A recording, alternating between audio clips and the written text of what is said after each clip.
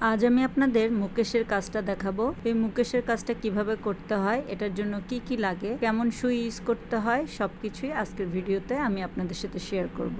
আর এগুলো কোথায় পাবেন তাও শেয়ার করব আজকের এই ভিডিওতে। না টেনে পুরো ভিডিওটা দেখবেন, অবশ্যই আপনাদের কাজে দেবে যারা মূলত এই জিনিসটা শিখতে চাইছেন।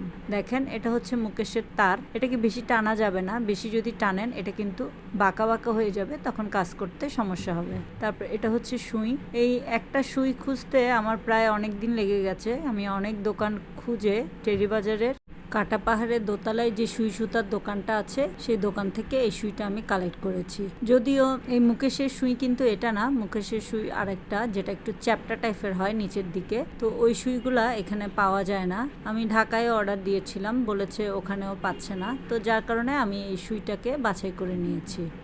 এই সুইটা কিন্তু একটু উপরের দিকে গোল টাইপের আর কি, রাউন্ড। তো ওরকম একটা সুই আমি বেছে নিয়েছি। আর এই তার দেখেন, তারটা যাতে ঠিক মতো ঢুকে আর এটা যাতে সোজা থাকে সেটাও খেয়াল রাখতে হবে। দেখেন, এটাতে কিন্তু তারটা সোজা আছে, তো যার কারণে আমার কাজ করতে মোটামুটি সহজ হয়েছে। আর এই মুকেশের তারগুলাও আমি টেরি বাজারের একটা নিচের তলার দোকান থেকে পেয়েছি, শুধু একটা দোকানেই আছে। তো চলেন দেখে আসি এই কাজটা কিভাবে করে। এই তারটা পুরাটা নেওয়া যাবে না, এটাকে আমি 2 ভাগ করে ইউজ করছি। যত কম তার নেবেন ততই ভালো, কারণ এটা একটু গিট লেগে যায়, মানে একটু বাঁকা হয়ে গেলেই সেলাই করতে অনেক কষ্ট হয়।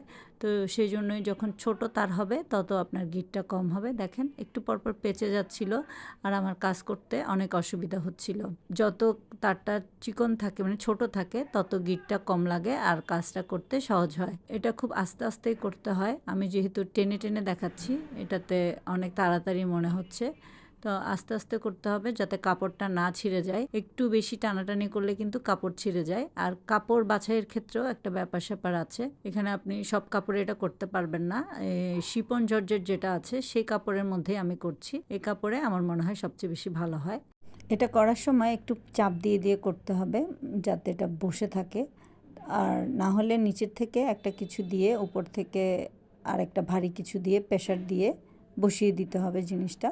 তাহলে সুন্দর বসে থাকবে এবং দেখতে অনেক বেশি ভালো লাগবে, আর উঠে আসার সম্ভাবনাও থাকবে না। তো আমি এই ভিডিওতে কিন্তু দেখিয়ে দিয়েছিলাম আমি একটা নিচে জিনিস দিয়ে কিভাবে এটাকে একটু চেপে দিচ্ছিলাম। ঠিক একই স্টাইলে আপনারাও চাইলে করতে পারেন। আর কারোর যদি খুঁজতে সমস্যা হয় এই তারটা কোথায় পাওয়া যায়, খুঁজে পাচ্ছেন না, তাহলে আমাকে বললে আমি অবশ্যই বলে দেব। আর আমার এই ভিডিওটা যদি আপনাদের ভালো লাগে অবশ্যই একটা লাইক, কমেন্ট এবং শেয়ার করে দেবেন, যাতে অন্যরাও দেখে এই নতুন কাজটা শিখতে পারে এবং করতে পারে।